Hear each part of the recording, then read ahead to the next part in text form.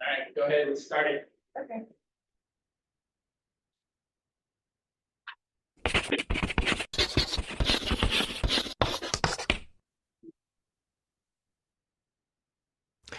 Hi, this is Brian. Welcome back to another episode of Philosopher's Notes TV. Today, another great book, The As-If Principle by Richard Wiseman. The As-If Principle, subtitled The Radically New Approach to Changing Your Life. Richard Wiseman, in addition to having the best possible last name for a professor focused on the science of well-being, also has the best possible title. He is Britain's professor for the public understanding of psychology. Richard Wiseman, super funny guy, super practical guy who brings the science of well-being to life.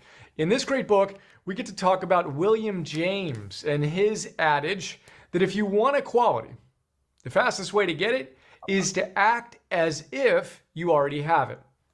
The as-if principle is what Richard Wiseman describes it as, and he walks us through the scientific research that proves that unequivocally. We'll talk about that more today. As always, we've got a philosopher's note, a bunch of my favorite big ideas in this 6-page PDF, and its accompanying 20-minute MP3. We have hundreds of those. If you haven't checked them out yet, get on it if you are feeling it. For now, we have 5 of my favorite big ideas from the book. The first one is positive thinking vis-a-vis positive acting. So a lot of self-help is about positive thinking. If you can get yourself to change your thinking, the thinking goes, you can change your behaviors. Now, there's a certain amount of truth to that, of course, but what Richard tells us is a far more effective way to change your thinking and feeling is to change your acting. Positive acting is what research shows to be the most effective way to change your feelings. And he makes the point, behaviors drive feelings. So we talk a lot about identity drives behavior, which drives feelings, or they also describe it as emotion. Behaviors drive emotions.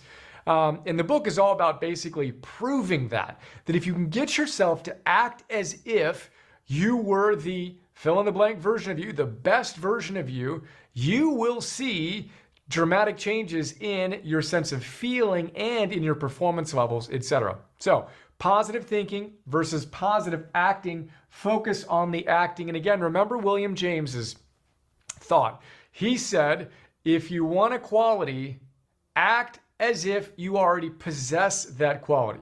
So think about a quality that you may want to have more of in your life. What is it? Can you think of 1 or 2 or 3 qualities?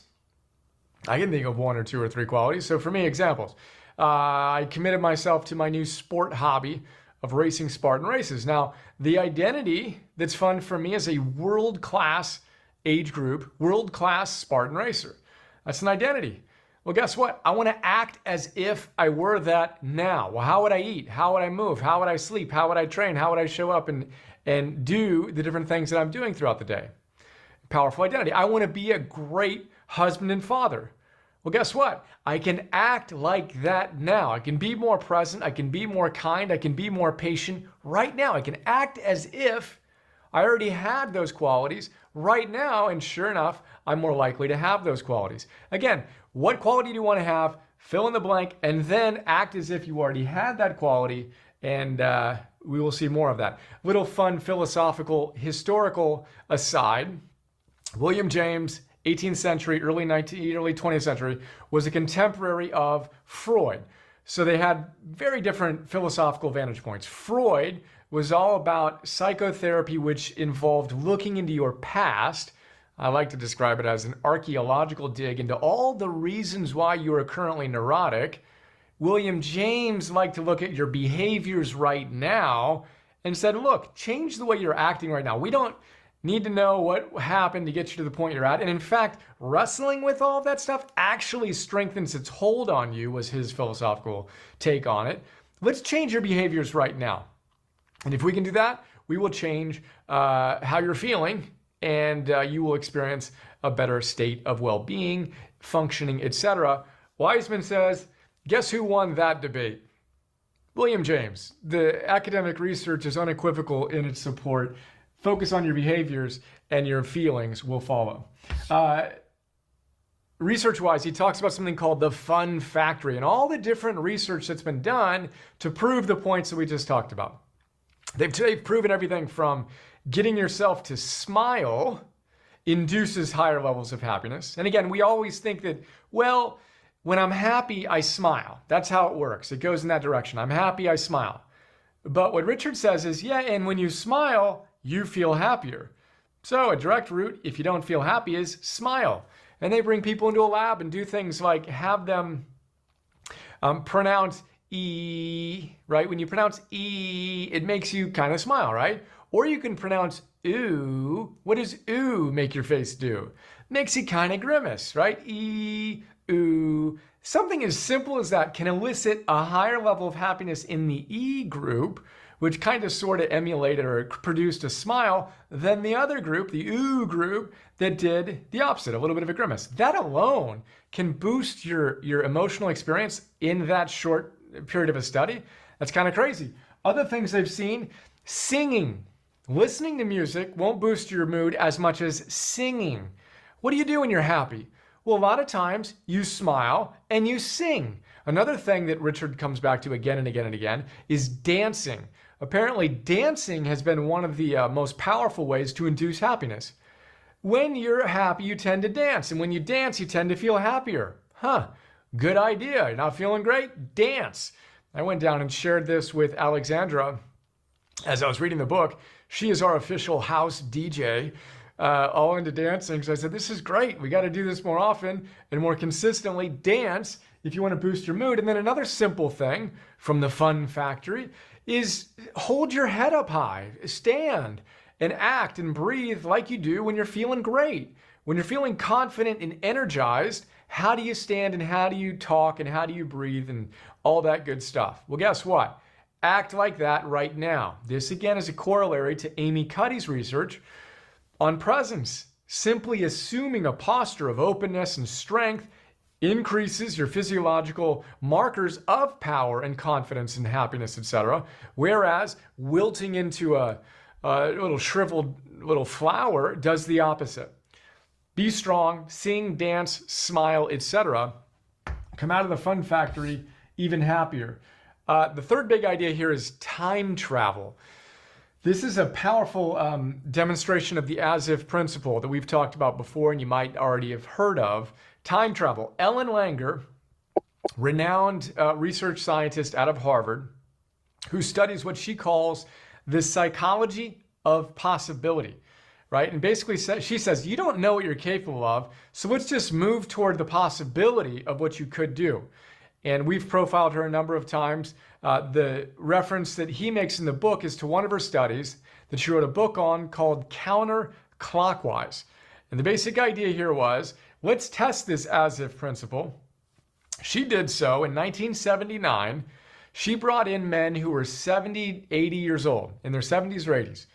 And she had them for a week act as if it was 20 years earlier, 1959. So they had to act as if they were 20 years younger, right? And she created this environment where all of the posters on the wall and the movies they watched were from 1959. And she told them, don't talk about 1959. Act as if it is 1959. Talk politics like you're talking about it in 1959.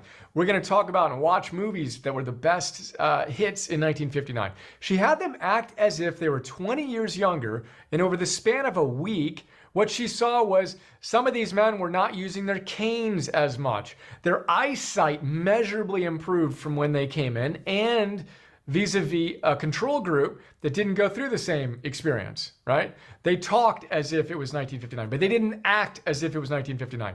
These elderly men, their blood pressure went down. Their finger length actually extended.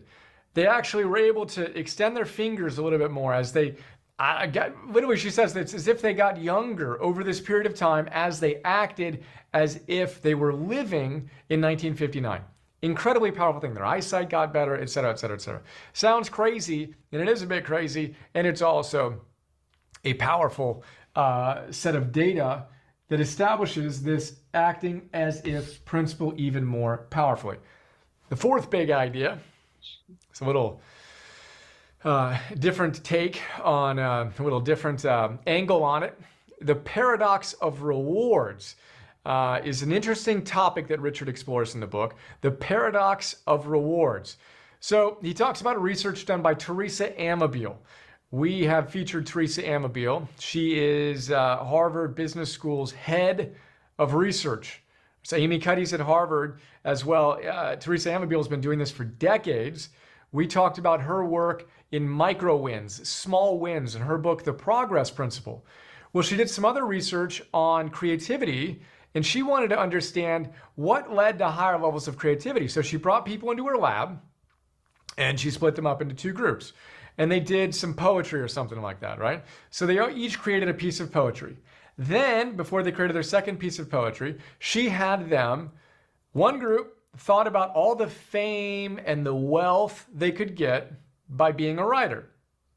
She had the other group think about all the reasons they intrinsically enjoy writing, right? Just the joy they get out of it intrinsically. So you have this fame, wealth group, and then you have the intrinsically rewarded group. Then she had them write a second piece of writing, right, poetry, and then she had that piece analyzed by an independent panel of judges, and what she found was the group that was focused on the intrinsic stuff produced higher quality creative work than the group that was focused on the extrinsic material wealth and fame types of things. Simple study, simple intervention, change in creativity. It's a fascinating thing. Well, what happens if you thought about fame and wealth all day, every day? Fame and wealth all day, every day, vis-a-vis your intrinsic reason and motivation for doing something, right? Logic holds that if you extend that out, you're going to find more creativity among the people that are doing what they truly love to do and are focusing on that rather than on all the material rewards. That's the paradox of rewards. When you focus on them, paradoxically, you produce lower quality work and you're less likely to get the rewards you want. In the note, I talk about Carol Dweck and her whole fixed mindset, growth mindset. She has a great quote. She says the fixed mindset people tend to want to be at the top. They want all the prestige and the wealth and the fame that comes from being the best. But the intrinsically motivated, growth-oriented people just do what they love to do. Yeah, that's cool. They don't focus on that side of things. They do what they love to do, and the byproduct of their enthusiasm is reaching the top. Whereas the fixed mindset people tend to burn themselves out en route to it. Another little mention I have in the note is Stephen King, who wrote, obviously great writer, right? He wrote on writing. And one of the ideas in that book was people ask him, did you do it for the money? Right? And he's like, no, I didn't write one word for the money. I got a buzz out of doing it. He was super lit up intrinsically to write. And he happened to make a ton of money. He said, yeah, I made a lot of money and it paid the mortgage, sent the kids to college, but I didn't write for that. I wrote for the intrinsic reasons. So for you, check in on how you're thinking about things, how you're orienting when you journal in the morning. What are you focusing on, the extrinsic or the intrinsic? Focus on how awesome it is to get to do what you get to do. For me, I can focus on the extrinsic or I can focus on the intrinsic. I get paid to read. and to study and to help you optimize your life. That is unbelievably cool. I love doing that. Focusing on that allows that enthusiasm to come through. The rewards are there and they're nice, but we want to keep that balance on the intrinsic side of things if we want to enjoy both higher levels of flow and happiness and higher levels of creativity and ultimately success. Next and final big idea is the new you. So the whole point of this book is the fact that your personality is not fixed, right? It's malleable. You can act as if you are that best version of you in different ways, and you do that consistently, and you aggregate and you compound all those little opportunities to act as if you are that version of you. And guess what? You're going to become that version of you. It's an exciting thing. And he suggests that we take a 2-week vacation from our current selves and imagine who we are at our absolute ideal, optimal best, or even just at a little bit best version of ourselves, right? But what would you look like if you were living with the qualities you aspire to live with? And he says, take a 2-week vacation from the current version of you and act as if you are this version of you. 2 weeks. And do it even when you're alone. Act as if you are already that version of you. William James says, that's the fastest way to become that version of you. Positive actions versus positive thinking. Don't just sit there and vision board and journal about it. Act like you're that version of yourself right now. Behavior is going to drive those feelings and drive the actual experience of being that version of you. Remember the fun factory. Going to generate different levels of happiness. Kind of stunning. Smile leads to happiness as much as the other way around. Sing, dance, hold yourself up, head up high, strong, etc. Time travel. Remember that 1979 and 1959, these 70 to 80-year-old men actually experienced almost as if they got younger over that period of time. Truly astonishing. The rewards. Focus on the intrinsic. What fires you up about what you do? Focus on that. Let the external rewards be a byproduct of your enthusiasm for your life as you create the new, most awesome you. The As If Principle, Richard Wiseman. Awesome stuff. Hope you enjoyed. And I hope you have an awesome day. The new you, of course. See ya. Isn't it a bit odd that we went from math? All right. So, what did we get out of that? I heard you making some noise over there. Tell me what your thoughts were. Well, I right away look at my challenges actually, that positive thinking, positive acting. Yeah. And sometimes, like when you're not feeling that great, you're like, oh, maybe not today. You're just procrastinating. Yeah. And so I would like more guidance on that, how to, in those hard days, actually still act positive. Yeah. I act on it, like, and not give up. Like I would say like that. Yeah. Well, it's hard, right? And I think that's probably the biggest challenge is that every day is going to be different. You're going to have hard days, you're going to have easy days, and you're going to have positive days, you're going to have negative days. How do you remain positive? And I think that's a real personal thing because my wife is not a big positive affirmation type of person. That's her mindset. I am I'm a positive person that goes off with all this other thing. She gets her energy from something different rather than the way I get my stuff. So it's like if I come at her with like positive mindset, positive, she's like, no, you know better. Don't do that to me. So it's really kind of a personal thing. And I'll just kind of give you the way I have done it in the past is that I think, and this I think goes for everybody, is that when you are faced with a rough day or a rough business situation or whatever, it's really hard to do it for yourself, right? It's really hard to, when you're feeling bad, when you're feeling down, when you're feeling challenged, when you're feeling stressed, to just pull positive stuff out of the air. I don't think that's possible. I don't think that works. So you need help. And so I think for you, you have to figure out what is going to help you. And like just going back to my wife, like what helps me doesn't help her. She needs other things to help her, right? And I need different things to help me. And so like you may be like her, you may be like me. everybody's gonna be a little bit differently. So I'll just tell you what I did, because I respond well to like positive videos, like, you know, mindset kind of stuff, ethereal, that kind of thing. One of the things, so the best way I can describe this is that when I was going through my divorce, I was like bombarded with negativity at like almost every minute of my day in some way, shape, or form, either from my ex, from my job, from my kids. And it was just a constant barrage of negativity just hitting me. And so what I did is I had to figure out, because that was a bunch of noise that was hitting me. So I had to figure out, I had to get different noise. And so I went and tried to get positive noise from a different source. And so like what I would do is I would get a book, and I would, while I'm driving, I would listen to a book that was like a positive type of book in some different thing that either had to do with business or just mindset or something like that. When I was home, I would watch TV that would kind of take me out of, like, I wouldn't watch serious drama, horrors, or anything like that. I'd watch things that would kind of make me laugh, kind of give me a positive mindset when it went that direction.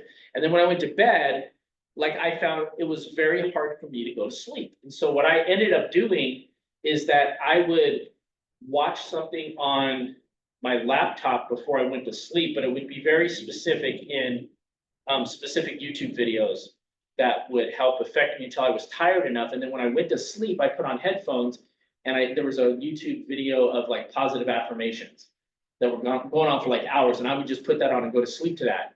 And then when I would wake up, I'd get in the shower and I'd play positive things on my phone from like one of Keller Williams. They have a bold class, which we're actually going to be sponsoring. I'm going to tell everybody about it at the next team meeting.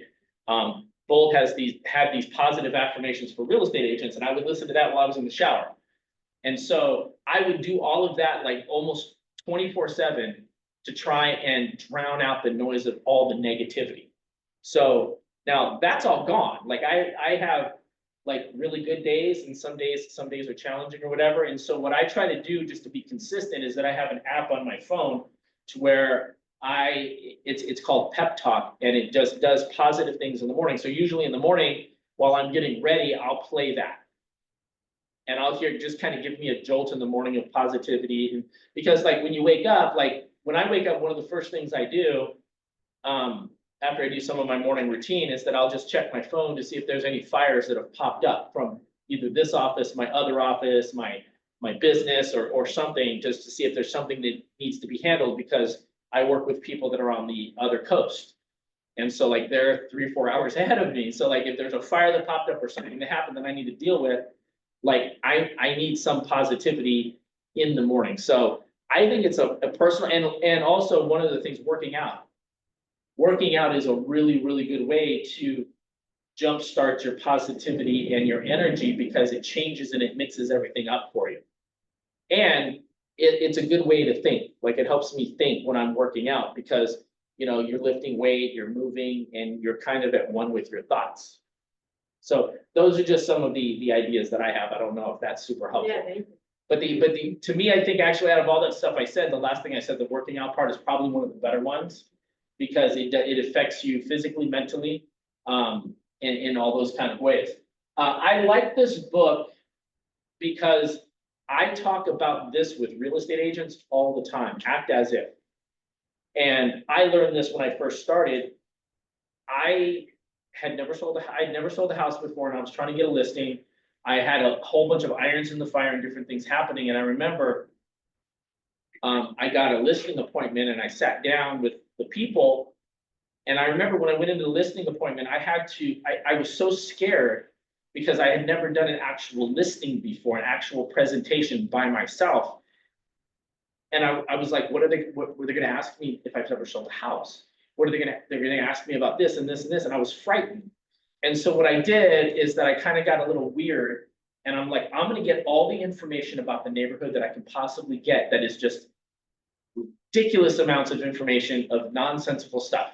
Like, how many fire hydrants are in the neighborhood? How many light poles are in the neighborhood? How many homes have pools? Like, so, and then I found out that our company had sold a property around the corner. And so I got all the information on that property. And I figured if they asked me, I would say, we just sold a property around the corner, meaning the office, not me, but we as an office, the royal we.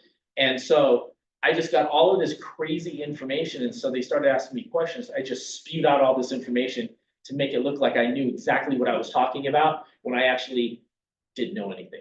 But it worked. It worked because after I went on this tirade about all this different things, and the key to all of this that I'm telling you is that I said it confidently. I said it confidently. I said it positively. I said it as if I knew what I was doing, as if I was the man, as if I was the person. And I remember to this day, I sat there and I got down to they agreed to list with me. And we got to the part where I was explaining the contract. Now, at this point, I was so frightened. I'd read every word of the contract. So I know everything about the contract. I didn't understand it. There's parts in there that I did not understand at the time, but I read it all. So I was going through the contract line by line and it got to the commission part. And I'm like, do you know how the commission works? And they go, yes. And I explained it to them. I said, well, 6% is usually, a high end, and then, it's negotiable. And they took the pen from me and they wrote in 6. They go, you deserve 6%. I was like, what just happened here? Like, what? And it had nothing to do with my experience. It had nothing to do with my sales knowledge. It had everything to do is my presentation and how I was acting. And I think that is probably the most important thing that I can tell any real estate agent out there. Because if you've never sold a house, or if you've sold 10 or 20 houses, the person you're sitting in front of probably doesn't know a lot about you. And you are probably your own biggest enemy when you're sitting and talking to a client or sitting in front of a client, because you have a bunch of self-talk that's probably messing you up. And this is why I say that when you put yourself together, like, online presence is super important, because they're going to search you. And if you do not have an online presence, or your online presence is weak, and they search you and either a little bit comes up or not a lot comes up, they're going to start asking you questions. You can quell those questions by having a super strong online presence. So the positive thinking and the positive acting, a lot of this connects. The smile part, I think this is directly in correlation with real estate, because when you make phone calls, if you want to come off positive on a phone call, because nobody can see you, they can only hear your words, right? You smile. If you smile, the other person on the other end will be able to tell your words are going to come out differently. You're going to act differently on the phone. It's going to sound different. And that's why I say, like, you can go online and go expired listing phone calls on YouTube and find people that are making expired listing phone calls.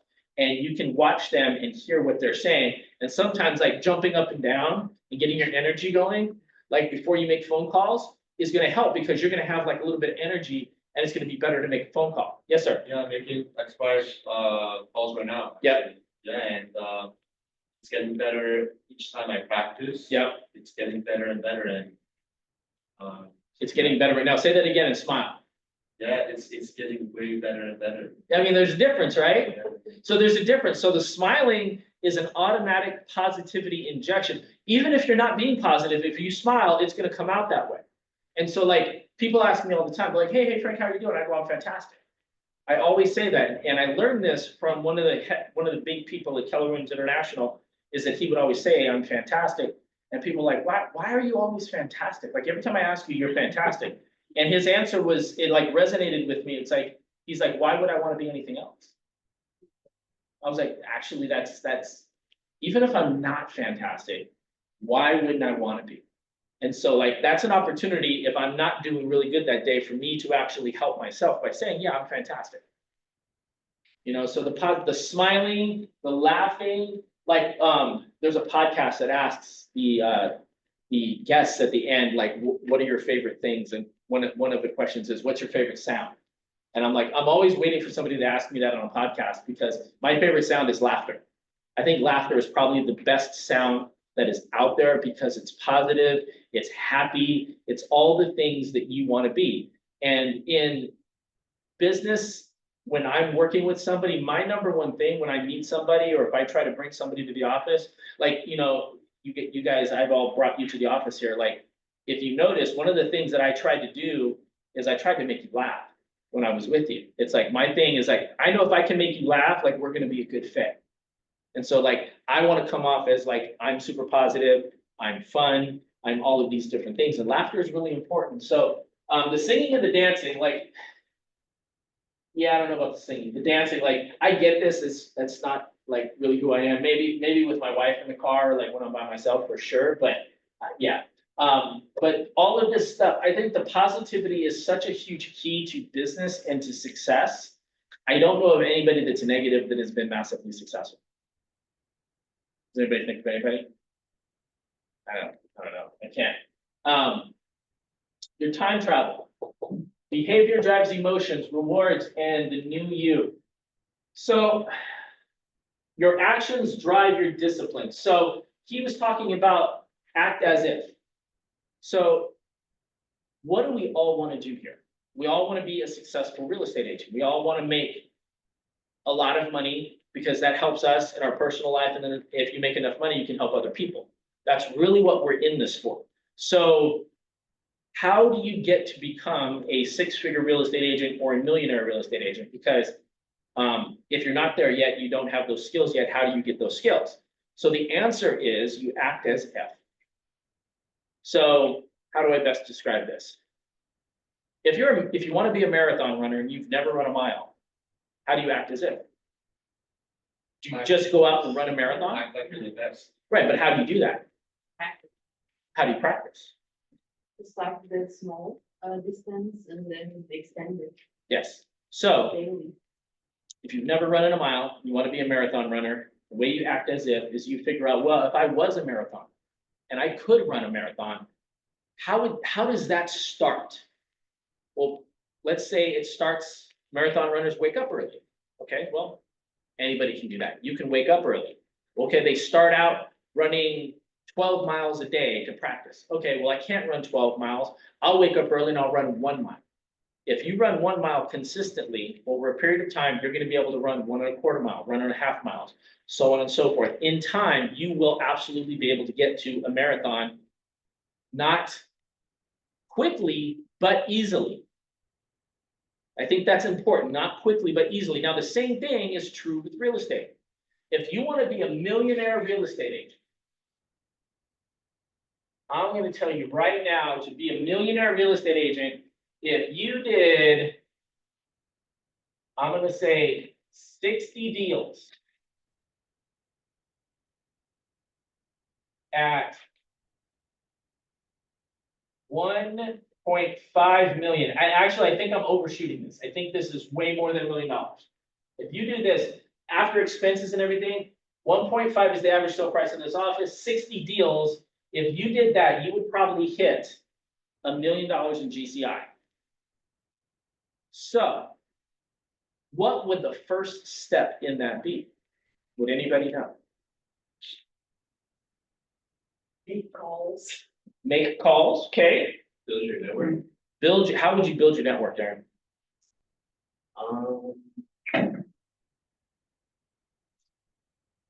Probably want to check your sphere of influence. Check your sphere of influence. How would you do that? Start small and then they expand. So probably start with like your immediate people, see if you have anybody. And how would you start with your small people? Like, what would you do? Reach out to them. How? All Call them. Where would you get their information?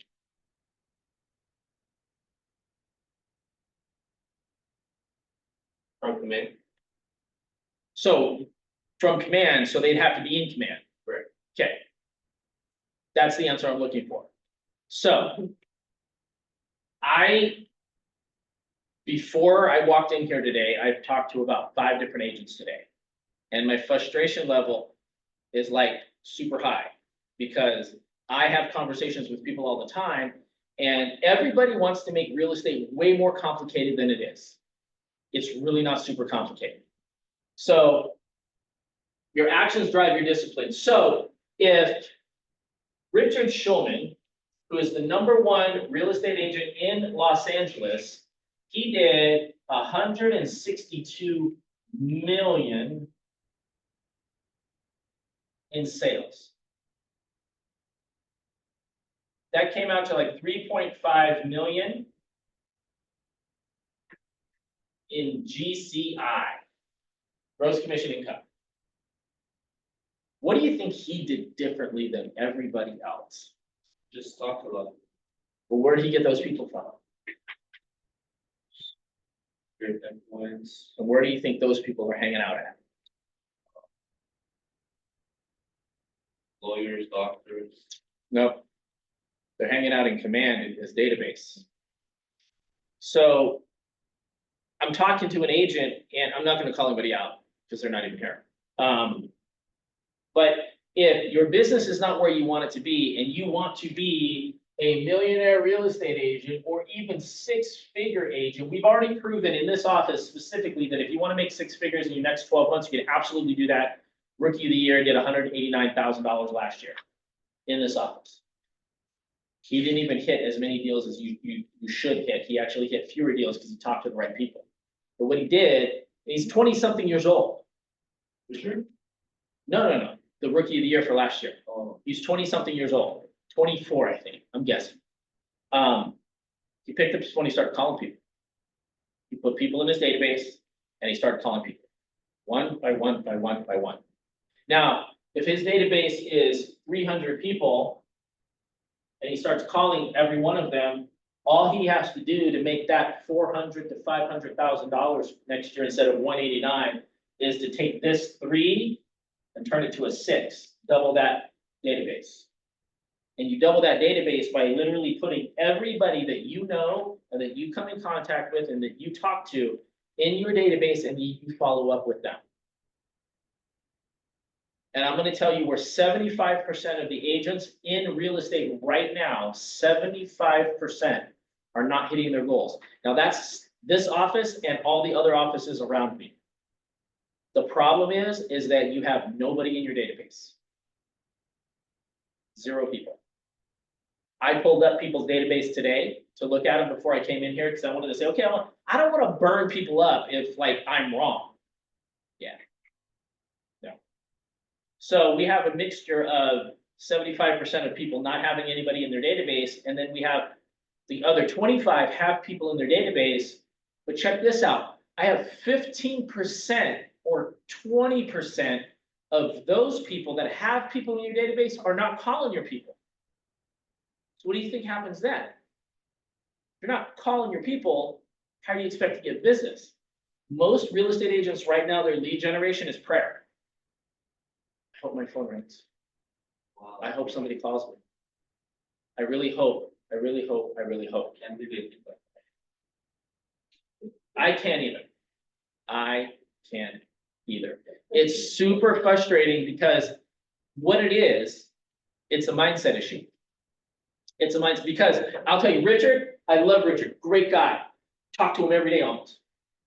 There is nothing super special about Richard. Nothing. The only thing that really sets him apart is that he's been doing this longer than a lot of people. But there's people that have been doing it longer than him that don't make $3 million a year. And that's because they don't call their people. Richard calls his people literally every day. He's gotten so big to where he doesn't have enough time to call all of his people, so he brought people on to call his people for him. But right now, like literally everybody in this office has time to call their own people. And if you want to become really, really, really, really, really good, even if you've never sold a house, is that you have to know what's going on in the market. You have to know what's happening in the world. You have to know what's happening.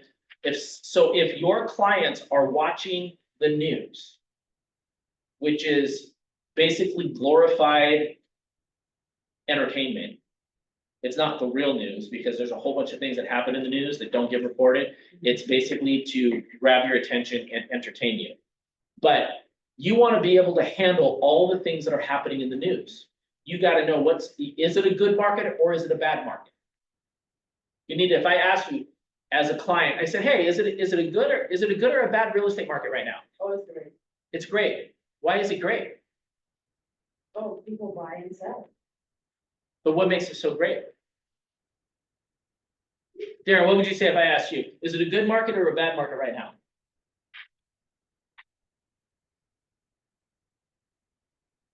I'm just gonna tell you right now, that's too long of a pause. Yeah, with Because they're gonna know that you don't know because you paused for so long. But what would you say? I would say it's a good market. Why is it a good market? It's active, so it's activity happening, no matter if it's buying or selling. So prices are going up?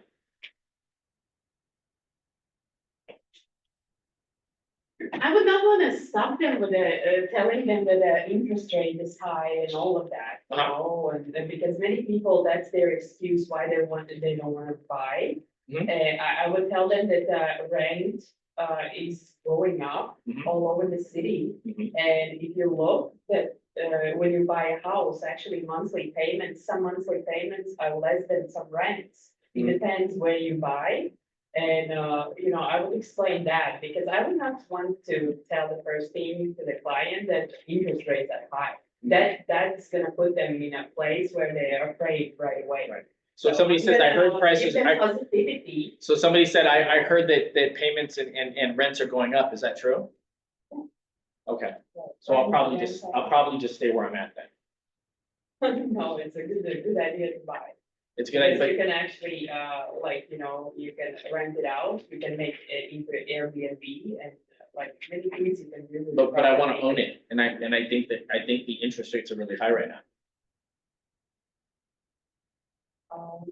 Then we can find you a right, property. Okay, so where we what can would you say? negotiate. What would you say, Joseph, if I said, is it a good market or a bad market? Well, even if the rates are high, I believe it's still a seller's market. Uh-huh, Um, so my home price is going up right now? Yeah, it is. All right, so if I keep it, my price is gonna keep going up? Yes, Okay, cool, I'm gonna just hold on to my property. it's a seller's market. Right, so I don't want, I'm not gonna sell them away, I'll let it keep going up. Right. Okay. So, let me tell you how to answer that question. Because that's a common question, and I just trapped everybody on purpose, so just so you know, I was not trying to be mean, I wanted to prove a point. Because I bet most people, I think Tracy's on, Tracy wouldn't have fallen for that, because she knows better. Nope, I wanted to save everybody that was answering you, but I kept my mouth shut. So this is the answer. Somebody goes, hey, Gunita, is it a good market or a bad market? This is how you answer that. You go, it depends. Are you thinking about buying or are you thinking about selling? You can't have that answer if you don't know what their situation is. And it truly does depend. Do they have a house to sell? Are they looking to buy? Are they living with their parents? Are they renting? Are they locked into a lease? Like, what is their situation? So you have to get more information. You have to be a doctor when it comes to real estate. When somebody says, oh, what's the market like? Well, it depends. Are you looking to buy or are you looking to sell? So if I'm saying I wanna buy, what do you say? Okay, have you been pre-approved? Do you know what you can afford? Yeah, I can afford about 460. Oh, who's your lender? My lender is Nationwide. So nobody would, so first of all, I've never had a buyer that's asked me that question, say that they've already been pre-approved. Most people don't get pre-approved. Nationwide, is Nationwide a, Sorry, that's an insurance company. isn't it? sorry, my lender is, That's fine. You have a lender, that's great. Are you already working with a real estate agent? yes, Okay. Have you signed a contract to be exclusive to that agent to where you're working only with that person? yes. Okay. Well, you should probably talk to that agent and they can probably help you out. If you signed a contract, I mean, I can't really work with you. You know, maybe I can, discuss maybe if I can cancel it. For You come back to me when you, work that out with them. Somebody signed a contract with somebody else, you wanna stay away from that, especially right now. But at the end of the day, like, you wanna find out, you wanna get more information on people's motivation of what they wanna buy or sell. Like, if somebody wants to sell, you ask them, like, what's the plan? It's like, that's great, I would love to help you. What's the plan? Like, if you sold your property, where would you move? Because that's gonna determine their motivation. If they're like, you know what, I'm planning to move to Texas, my family's out there, and they have kids, and, my daughter's expecting and the baby's due in December, I wanna get out there before December. Well, it's July, and the market is kind of softening up a little bit, so we should probably get your house on the market pretty quickly if you want top dollar. They could be like, well, I heard it's a seller's market and I want to try and get top dollar. Okay, great. Where are you planning on moving when you sell the house? And they don't really have an answer for you. Their motivation's probably low. So the answer is really, it just depends. So never fall into that trap. I still don't understand why it depends on they want to. Because you wanna find, you don't wanna tell somebody the market is fantastic and the prices are going up if they're a buyer. Because you don't know what anybody's motivation is. If prices are still going up, you might say, well, maybe it's too expensive for me to buy, because that's what I heard. And if you say it's fantastic, you don't know if they're going through a divorce, you don't know if they are homes of foreclosure, you don't know anything about them, so you wanna find out more information. So that's why you say it depends, because you wanna figure out what type of client are you talking to? Are you talking to a seller? Are you talking to a buyer? Are you talking to a distressed seller? Are you So- talking to somebody that's motivated, and ready to so- move right now? So I have a daughter. Yep. That wants to go to nice university in that area. Yep. We want to sell. Yep, So I think it's, we have to, because I want my child to go to a good university.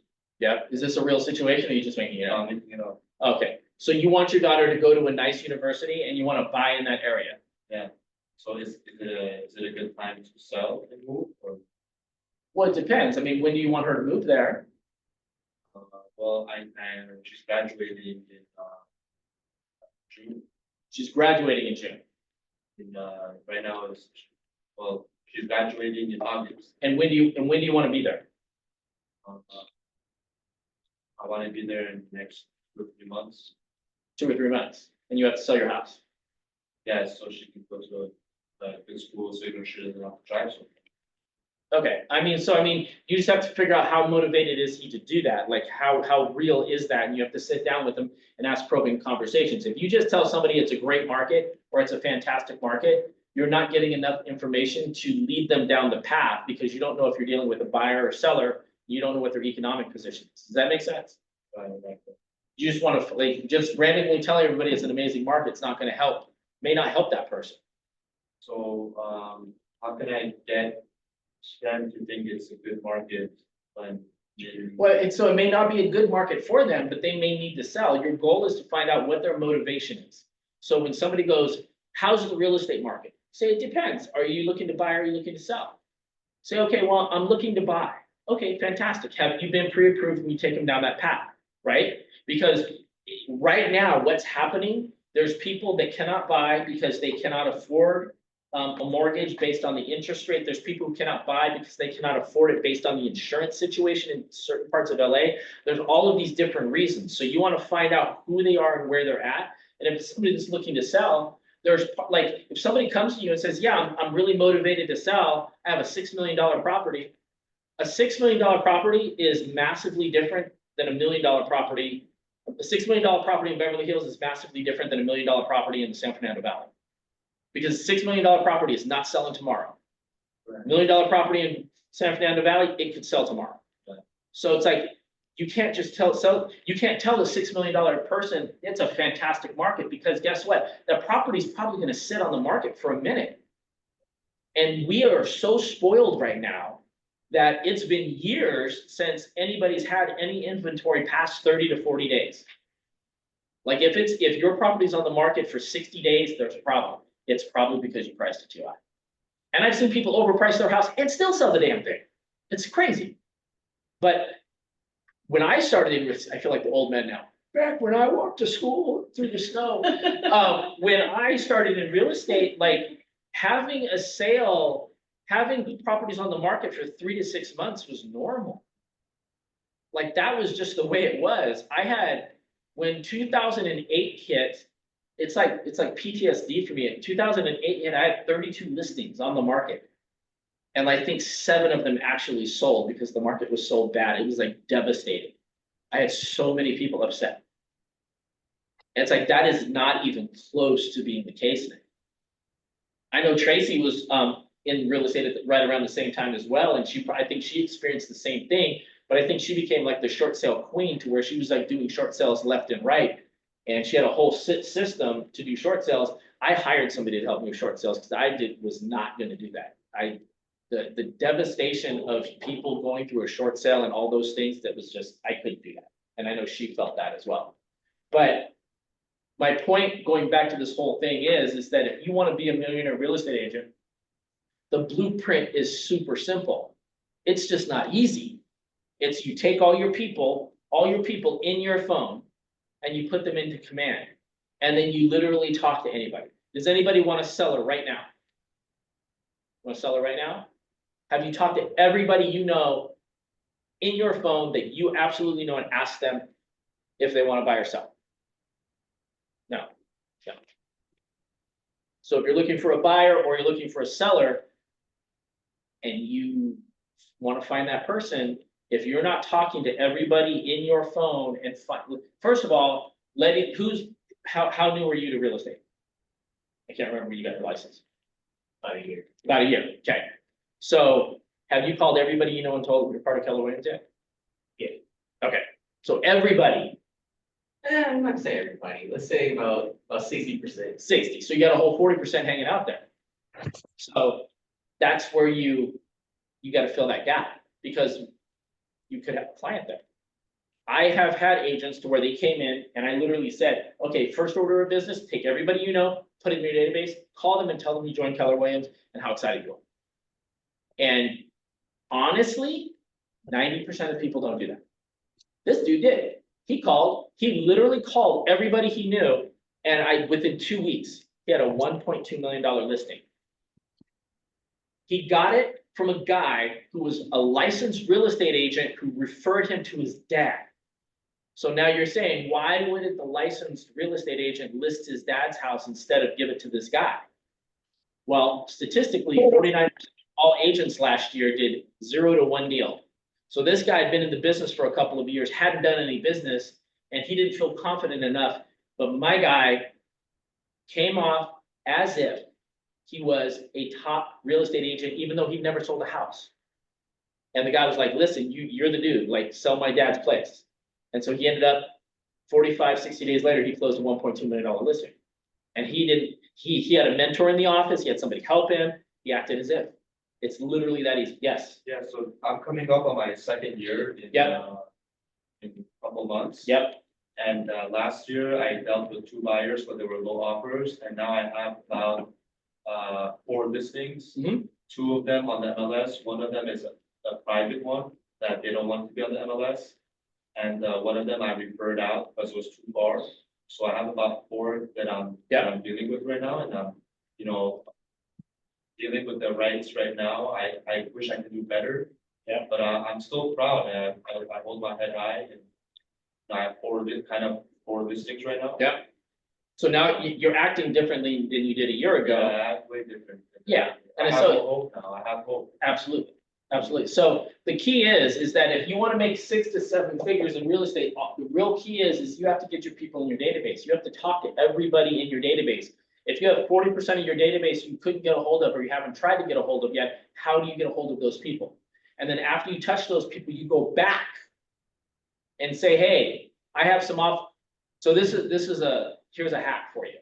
If you want to find a buyer in your database, you call your database and you say, hey, I called you. You know that I'm a part of Keller Williams. I wanted to call you because I come across deals every week in my office. We have a sales meeting. People talk about off-market properties. He just talked about an off-market property.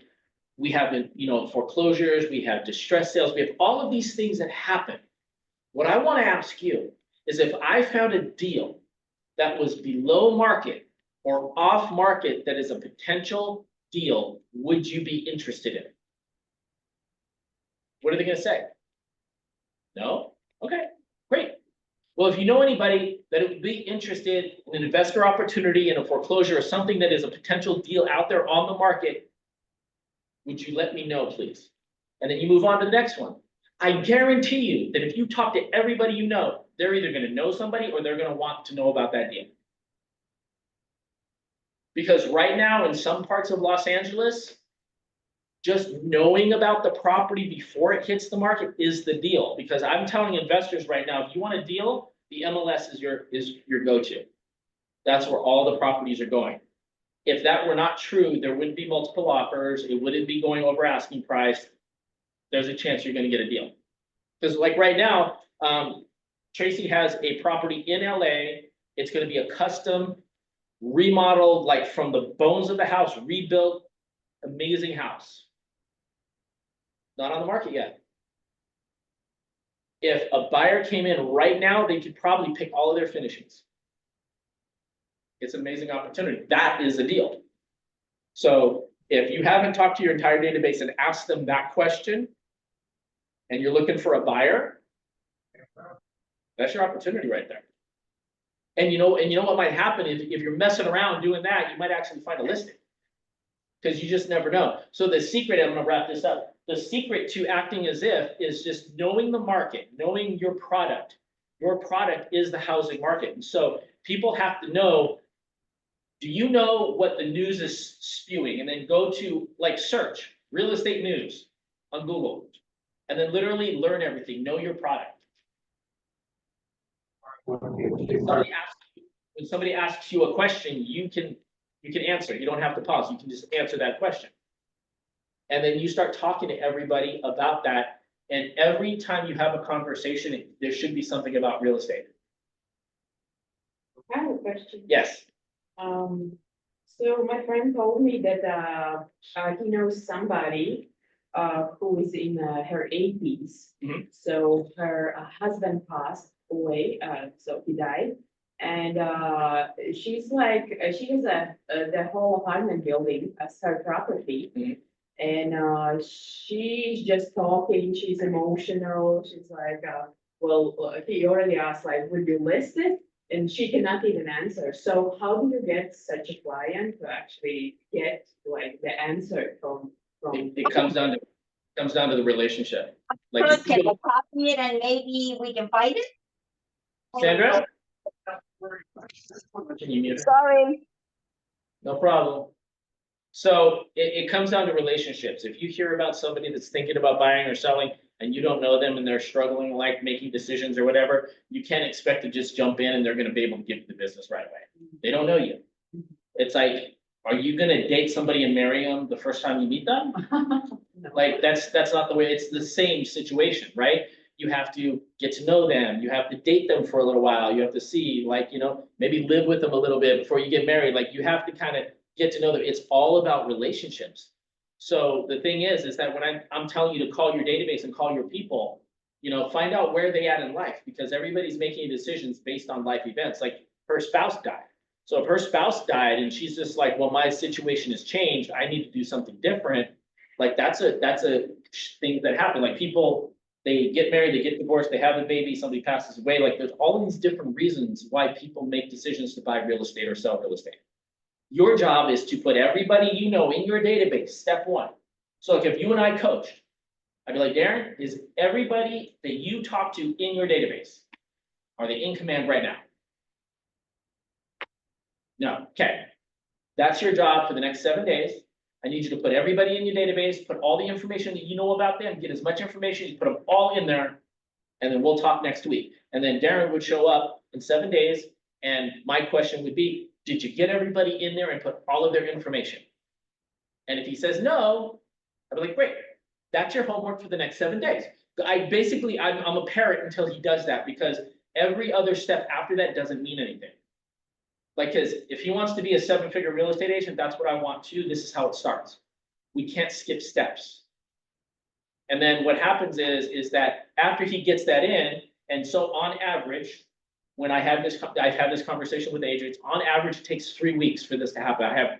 This conversation happens 3 times. Nope, go do it. Nope, go do it. Nope, go do it. And then 4th week, they either quit or they'll come back in and their people are in your database. I go, great.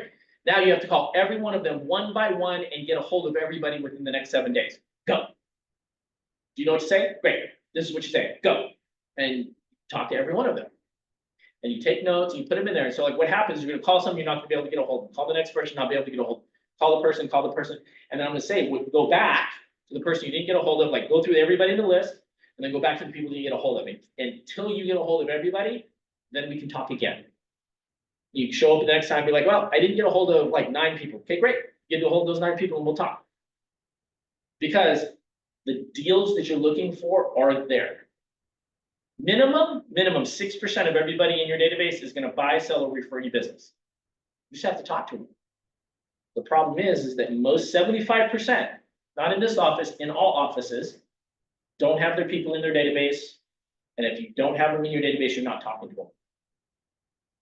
That's where all the deals are hanging out right now. So there's somebody right now thinking, I wonder what my home is worth. So if I sold my home, I would move to Texas, or I would move here, or I would do this. They're fantasizing, and most people don't understand how much their home is worth right now. They don't have anybody talking to them. Most real estate, if 49% of all agents sold 0 to 1 home last year, that's telling me that 75 to 80% of agents are not talking to their people enough. And I can guarantee you that I could probably talk to every agent in this office, and it would probably be somewhere in the 80 to 90%. Because I know the numbers. Questions before we wrap this up? How'd I do, Tracy? Is that okay? No. Okay. All right, let's wrap this up. Let's play the last video and get out of here.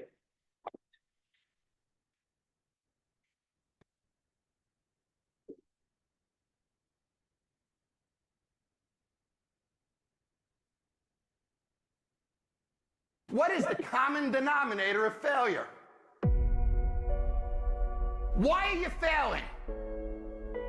You never say because of me. Oh, it's the competition. It's the economy. It's the president. It's Congress. If you wake up tomorrow morning and blame your failure on someone or something else, you have no reason to change, do you? But if you woke up in the morning and looked in the mirror and said, I am failing because of me, the decisions that I make, the energy I put in, I'm not passing the blame. If you look in the mirror tomorrow and say that, you will change. Because nobody likes thinking of themselves as a failure.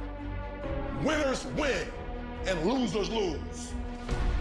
And if you create a culture of losing, if you keep being a victim, if you keep letting losing happen to you, if you keep letting people do you and treat you any kind of way, it's going to become a culture. Take ownership. Take ownership of everything in your world, the good and the bad. Don't make excuses. Don't blame any other person or any other thing. Take ownership of your mistakes, take ownership of your shortfalls, take ownership of your problems, and then take ownership of the solutions that will get those problems solved. Take ownership of your job, of your team, of your future, and take ownership of your life. The people in life that win play offense, not defense. Stop backing into everything. Stand up. Bow your back a little bit. Start to walk a little different. Start to be that best version of you. You can do it in your quiet way. You can do it the way you do it. But somehow they got to look at you and go, okay, I won't monkey with that one. You push back. You need to get obsessed. You got to get relentless. You got to be a road dog. You got to get intense. You got to have a permeating attitude that you're going to win. You got to have a positive outlook. You got to be optimistic. You got to know you're going to win. You got to, right now, you got to say, I'm going to win. I'm going to win. My life is going to win. There's going to be a victorious life here. Because listen to me, the price you pay for losing here is too extreme. You have to carry the burden of failure the rest of your life. As we begin to elevate ourselves and not to follow the crowd, activating the thinker in us and disciplining and putting on hold the emotional part of ourselves.